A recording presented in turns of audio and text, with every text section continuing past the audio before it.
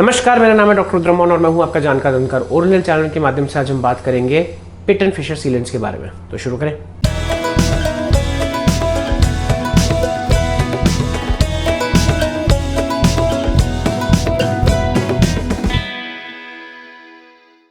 तो आज मैं बात करने वाला हूं आपसे पिट एंड फिशर सीलेंट्स के बारे में। ये एक प्रक्रिया होती है जो हम बच्चों में करते हैं, पीडियाट्रिक पेशेंट्स में करते हैं right from the age of 5। और इसको जो है, इसकी एप्लीकेशन क्या है, ये एक प्रिवेंटिव डेंटिस्ट्री का एस्पेक्ट है। क्या कहने का मतलब है, देखिए आपके जो दांत होते हैं, स्पेशली आपके प्राइमरी टीथ और जो आपके परमानेंट टीथ होते हैं, उसमें जो पीछे वाले दांत होते हैं उसमें जो है आपके पिट्स और फिशर्स होते हैं। यानी कि उनकी जो मॉर्फोलॉजी होती है, जो उनका आकार होता है, उसमें अगर आप उनका जो है ऊपरी सतह देखेंगे तो जो है एक तरीके के वो ऐसे करके पिट और फिशर बनाते हैं। अब ऑब्वियसली अगर आप खाना खाते हैं तो उसमें प्लाक भी बनता है, फूड डेब्री भी होती है, और जैसे कि ये आपका खाना है वो आपके बैक्टीरिया आपके जो मुंह में है उसके लिए भी खाना है।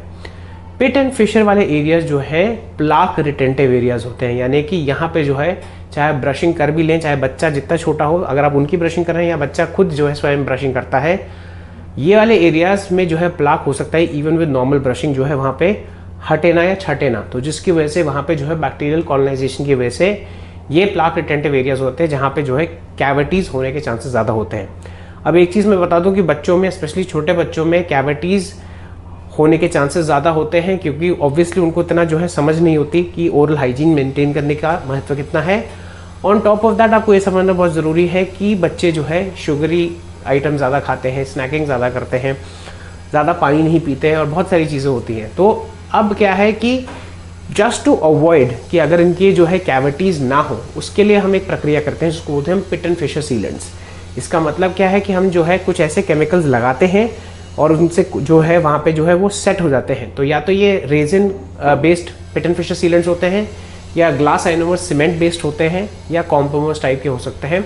इसकी डिटेल्स में हमें नहीं जाना है। बेसिकली क्या करते हैं, इसको जब आप जो है एक कोटिंग लगा देते हैं तो जो है जो आपके पिट एंड फिशर्स हैं, जो ग्रूव्स हैं, उसमें जाके समा जाते हैं और ये सील कर देते हैं इस एरिया को, जिसकी वजह से वहाँ पे खाना फंसना या प्लाक फंसने की जो है पॉसिबिलिटी कम हो जाती है। इसलिए जो है वहाँ पे एक केरीज प्रोटेक्टिव एनवायरनमेंट मिलता है।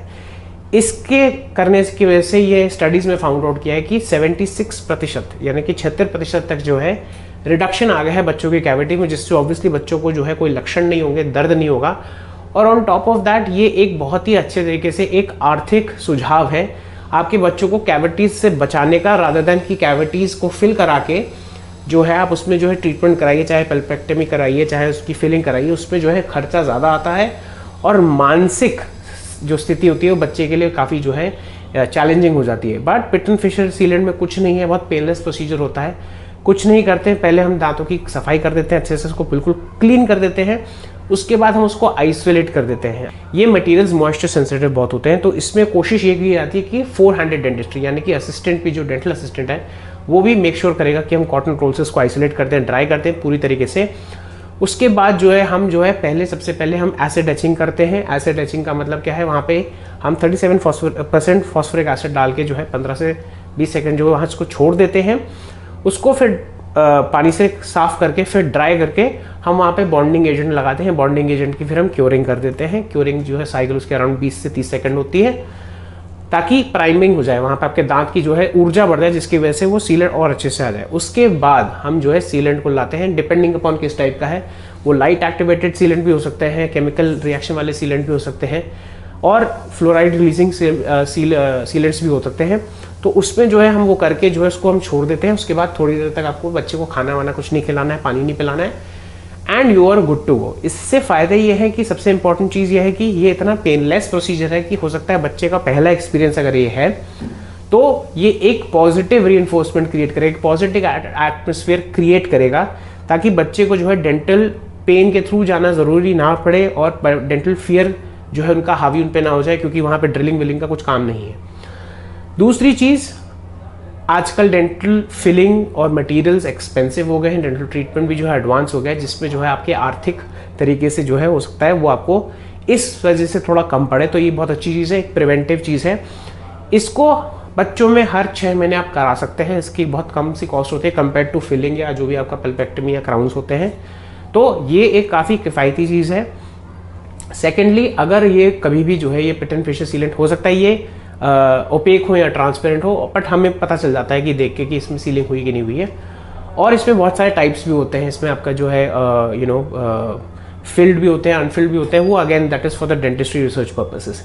बट अगेन इन टोटालिटी सबसे इंपॉर्टेंट बात यह है कि जो है इससे जो है आपके बच्चे के दांतों की सुरक्षा हो जाती है, एक प्रोटेक्टिव लेयर बन जाती है, जिससे जो है आप जो है प्लाक और बैक्टीरिया वहाँ पे कलेक्ट नहीं होता और उससे वहाँ कैविटी स्टार्ट नहीं होती। तो ये था आज का episode. Please like share subscribe करिए, बेल आइकन को दबाना ना भूलिए ताकि आपको इंपॉर्टेंट अपडेट्स मिल जाए। अगर आप मेरे से संपर्क करना चाहते हैं, ये मेरे सोशल मीडिया हैंडल्स, कृपया मुझे डायरेक्टली कॉल ना करिए। मुझे जो है आप फ़ोन पे व्हाट्सएप पे जो है मैसेज डालिए अपने नाम, अपने स्थान और अपनी मौखिक समस्या का वर्णन करते हुए, और मैं 1-2 दिन में उसका रिप्लाई करूँगा। अगर आपके पास यूट्यूब के लिए कोई कंटेंट के लिए इनसाइट्स हैं, सजेशंस हैं, एप्रीहेंशंस हैं या डाउट्स हैं, तो उसको यूट्यूब कमेंट सेक्शन में डालना ना भूलें। तो आज के लिए इतना ही। नमस्ते।